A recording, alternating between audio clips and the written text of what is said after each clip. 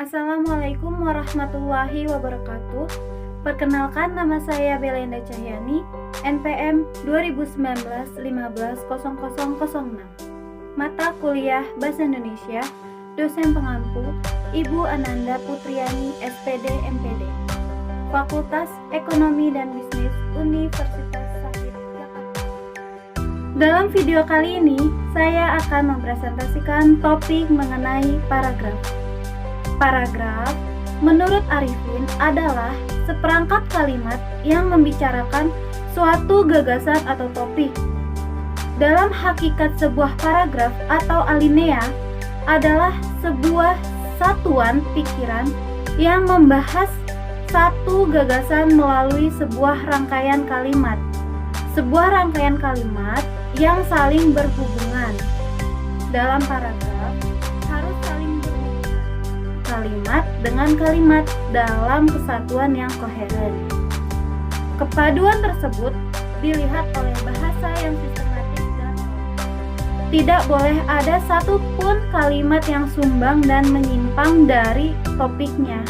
Jika ada kalimat yang menyumbang, harus dijelaskan. Lalu yang kedua, syarat agar menjadi paragraf yang baik. Yang pertama, setiap paragraf harus mengundang satu pikiran atau gagasan. Maksudnya, dalam paragraf tidak boleh ada pikiran-pikiran lain. Jikapun harus melengkapi dari pokok kalimat tersebut, itu harus kalimat yang membangun agar kalimat-kalimat tersebut lebih jelas paragraf. Lalu yang kedua, setiap paragraf harus memiliki kesatuan atau kohesi, yaitu dalam penjelasan antar kalimat tidak boleh ada pertentangan, karena suatu kesatuan harus menyatakan satu pokok pikiran.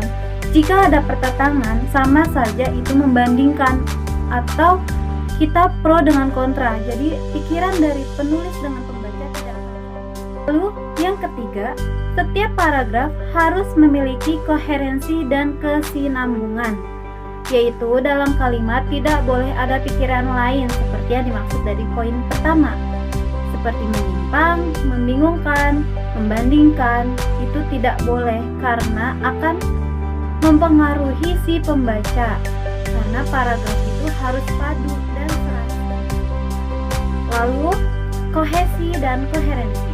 Perbedaan dari kalimat itu adalah kohesi merupakan istilah yang digunakan dalam wacana yang membahas hubungan antar unsur dalam kalimat, paragraf, alinea, atau wacana. Paragraf yang memenuhi syarat kohesi disebut dengan istilah kohesi yang berarti utuh.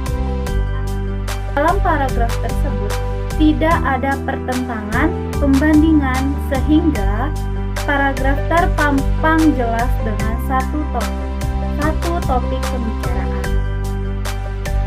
Lalu ada koherensi, yaitu harus memiliki kepaduan antar bagian-bagiannya, seperti ide, gagasan, latar, semuanya yang terkandung di dalam paragraf harus utuh.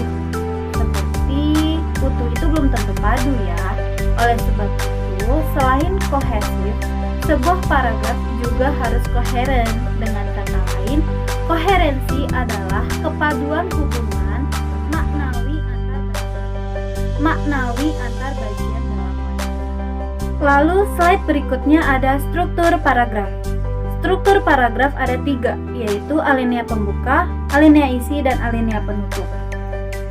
Dalam alinea pembuka berada di awal paragraf sebagai kalimat pengantar gagasan utama si penulis.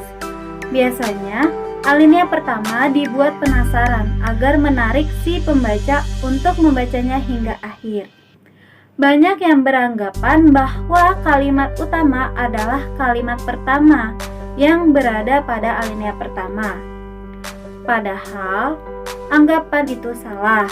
Kalimat utama atau ide pokok dapat ditulis pada bagian depan, tengah, atau akhir paragraf tergantung si penulis ingin menekankannya. Lalu yang kedua ada alinea isi.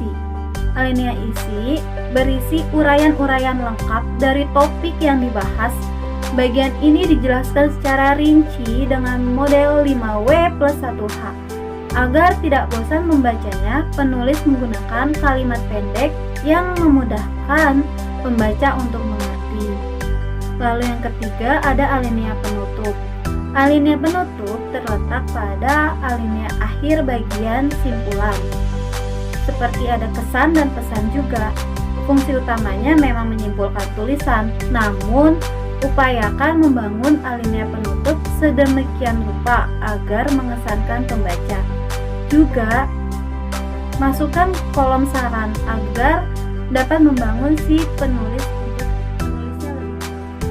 Kemudian ada paragraf deduktif, yaitu paragraf yang ide pokok atau gagasan utamanya terletak di awal paragraf dan diikuti oleh kalimat-kalimat penjelas yang mendukung dan membangun gagasan utama agar terlihat sangat jelas. Lalu yang kedua ada paragraf induktif, yaitu paragraf yang kalimat utamanya terdapat pada bagian akhir. Secara garis besar, paragraf induktif mempunyai ciri-ciri. Yang pertama, diawali dengan penyambutan peristiwa-peristiwa khusus yang berfungsi sebagai penjelasan dan merupakan gagasan utama. Lalu yang kedua, kemudian menarik kesimpulan berdasarkan peristiwa-peristiwa. Lalu yang ketiga ada paragraf deduktif dan induktif.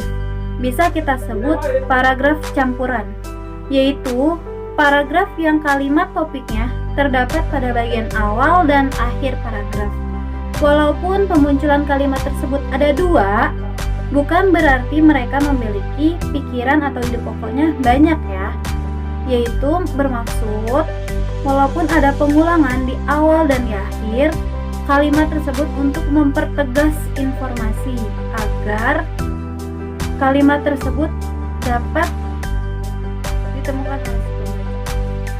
Lalu yang keempat ada paragraf ineratif atau paragraf yang kalimat utamanya berada di tengah-tengah paragraf. Paragraf ini diawali dengan kalimat penjelas atau kalimat pembangun dan kemudian diakhiri gagasan utama, lalu ditutup dengan kalimat-kalimat penjelasan. Lalu yang berikutnya ada paragraf naratif atau paragraf yang tidak memiliki kalimat utama. Pikiran utamanya menyebar pada sebuah paragraf atau seluruh paragraf tersebut dan terikat pada kalimat-kalimatnya. Kalimat ini tidak dapat diurai secara rinci ada di awal atau di akhir dan di tengah karena dia itu sudah menyeluruh. Dan contoh kalimat paragraf naratif itu seperti narasi atau deskripsi. Kemudian ada paragraf narasi. Paragraf narasi yaitu gaya pengungkapan yang bertujuan menceritakan atau mengisahkan rangkaian kejadian yang telah terjadi. Lalu yang berikutnya ada paragraf deskripsi. Paragraf ini berisikan, menggambarkan, melukiskan suatu objek atau suatu keadaan sejelas-jelasnya dengan melibatkan panca indera. Seperti contoh buah jeruk. Buah jeruk itu berwarna kuning, rasanya asam dan kaya akan vitamin. Seperti itu dan dijelaskan secara jelas-jelasnya agar si pembaca mengerti dari informasi tersebut. Lalu ada paragraf eksposisi, yaitu paragraf yang bertujuan untuk menginformasikan sesuatu sehingga memperluas pengetahuan pembaca.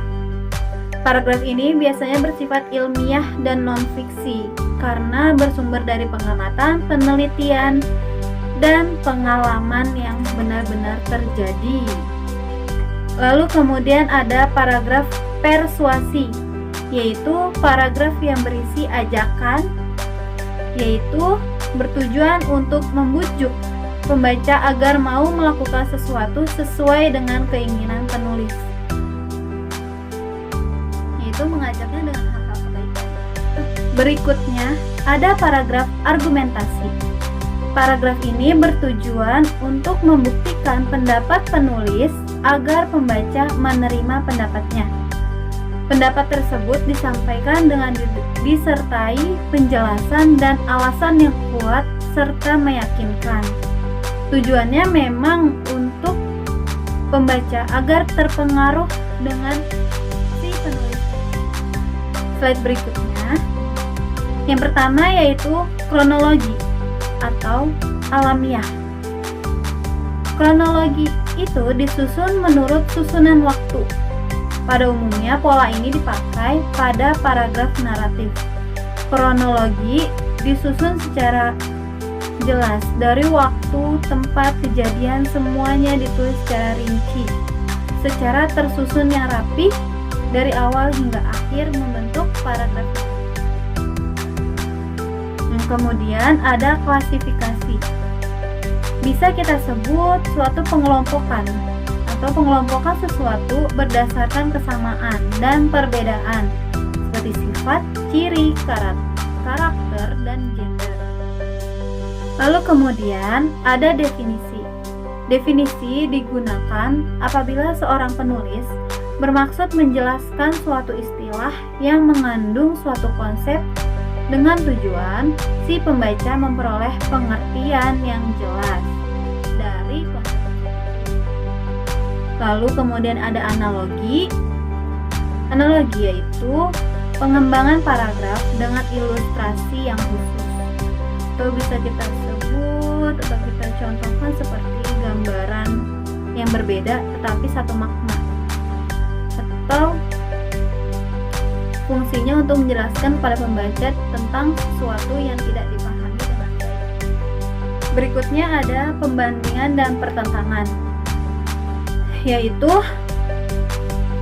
suatu cara yang digunakan pengarang untuk menunjukkan kesamaan atau perbedaan antara dua orang, objek, atau gagasan dengan bertolak belakang dari segi tertentu.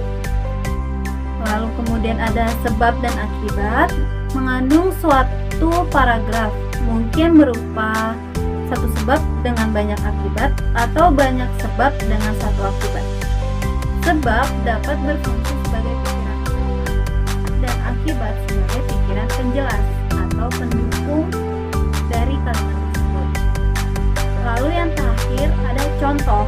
Contoh digunakan untuk memberikan penjelasan kepada pembaca dengan sejelas-jelasnya karena gagasan utama kalimat topik masih dianggap terlalu umum dan contoh dapat memudahkan si pembaca untuk memahaminya. Sekian presentasi topik paragraf dari saya. Semoga video kali ini dapat bermanfaat untuk kita semua dan menambah wawasan kita. Kurang lebihnya mohon maaf. Wassalamualaikum warahmatullahi wabarakatuh.